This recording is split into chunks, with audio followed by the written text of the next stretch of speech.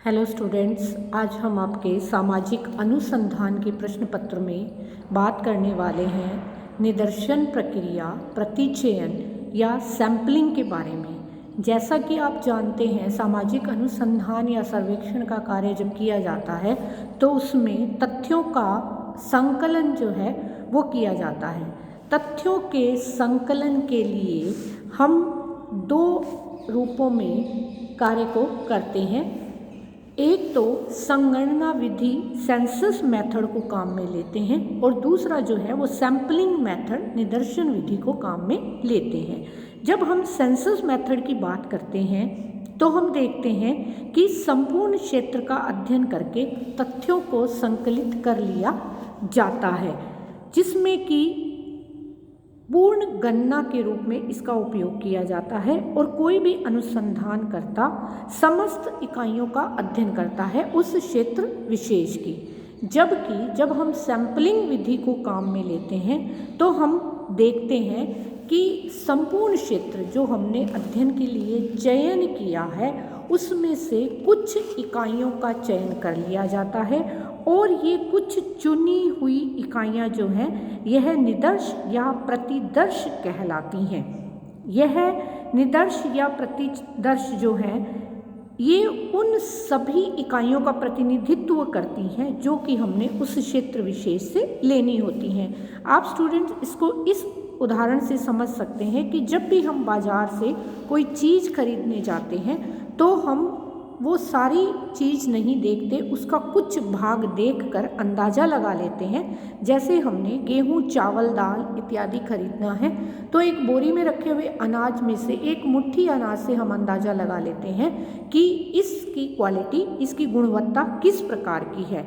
तो इस प्रकार से समग्र में से चुने गए ऐसे कुछ को, जो कि उस सारे का ही प्रतिनिधित्व कर रहा है, हम निदर्शन कहते हैं। और निदर्शन जो है उस समग्र का एक छोटा भाग या इकाई जो है वो होता है।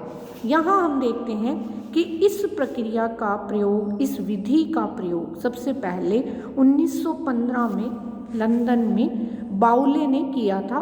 उसने 2 वर्ष तक अपने जो सर्वेक्षण का कार्य है उसको इस विधि द्वारा किया और आज हम देखते हैं कि यह अनुसंधानों की एक जो है प्रमुख चरण के रूप में काम में लिया जाता है।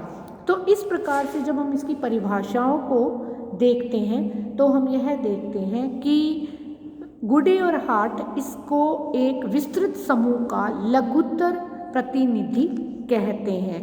पीवी यंग इसको पूरे जो समूह हैं उसके योग का एक लघुकृत चित्र बताती हैं और इसी प्रकार बोगार्डस जो है वो निदर्शन को एक पूर्व निर्धारित योजना के अनुसार इकाइयों के एक समूह में से कुछ निश्चित प्रतिशत का चयन जो है वो बताते हैं। तो हम समझ सकते हैं कि निदर्शन का प्रयोग जो है वो हमेशा होता तो आया ही है और समग्र में से चुने हुए एक अंश या एक इकाई जो कि उस सारे को ही प्रतिनिधित्व कर रहा होता है, जिसमें समग्र के सभी लक्षण विद्यमान होते हैं, निदर्शन कहा जाता है।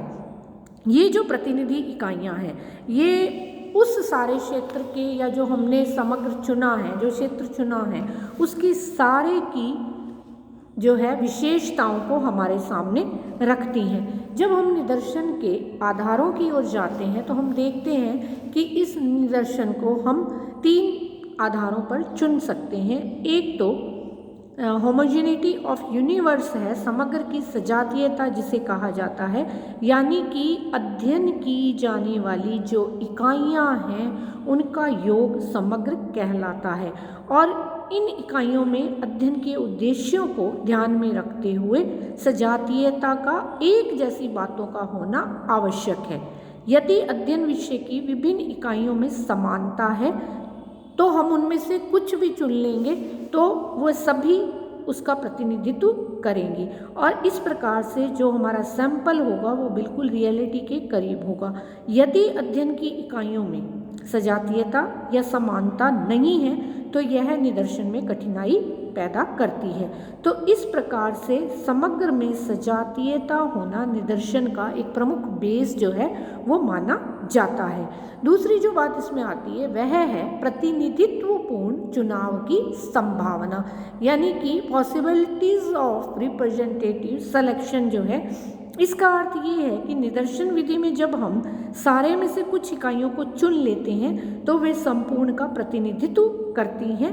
यह उस स्थिति में संभव है जबकि निदर्शन की ऐसी विधि का प्रयोग किया जाए जब जितनी इकाइयां हैं उनमें से जो चुनी जाएं उनको चुने जाने के सभी को समान अवसर हमें उपलब्ध हो रहे हों। मान लीजिए हम किसी महिला समूह पर कार्य करना चाहते हैं तो हमें उस प्रकार की कुटीर उद्योग में लगी हुई महिलाओं की मान लीजिए हमें सामाजिक आर्थिक स्थिति जाननी है, ये हमारा अनुसंधान का विषय हो सकता है। तो अब हमें जो महिलाएं चुननी होंगी वह कुटीर उद्योगों में कार्यरत होनी चाहिए, तब उनमें जो है इकाइयों की जो चुने जाने की संभावना होगी वह सही तरीके से होगी और वह समग्र जो है वो सजातीय रूप से हमारे सामने निकल कर आएगा। तीसरा बिंदु है इसमें कि इस आधार पर हम इसको समुचित परिशुद्धता के रूप में देखते हैं, यानी कि बहुत सावधानी के साथ हमें अपने सैंपल का चुनाव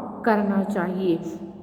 यह तो सही है कि कोई भी सैंपल जो हम चुन लेंगे वो 100% तो सही नहीं हो सकता, लेकिन यह इतना शुद्ध होना चाहिए कि जो चुनी गई इकाइयां हैं वो सारे समग्र का प्रतिनिधित्व करें, क्योंकि यही प्रतिनिधित्वपूर्ण निदर्शन जो है वो वास्तविक स्थिति हमारे सामने लेकर आएगा और निष्कर्ष जो है वो निकालने में आसानी होगी और सही निष्कर्ष हमारे सामने आ पाएंगे।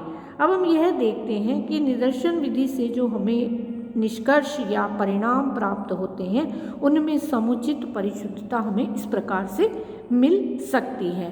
जब हम प्रतिनिधित्वपूर्ण निदर्शन की बात करते हैं कि यह हमारे सामने रहे, तब हम देखते हैं कि उसमें जो इकाइयां हैं उनमें प्रतिनिधित्व की क्षमता होनी चाहिए और वो पर्याप्त रूप से इतनी बड़ी हो कि हमारे जो अध्ययन करने का उद्देश्य है वह सफल हो सके।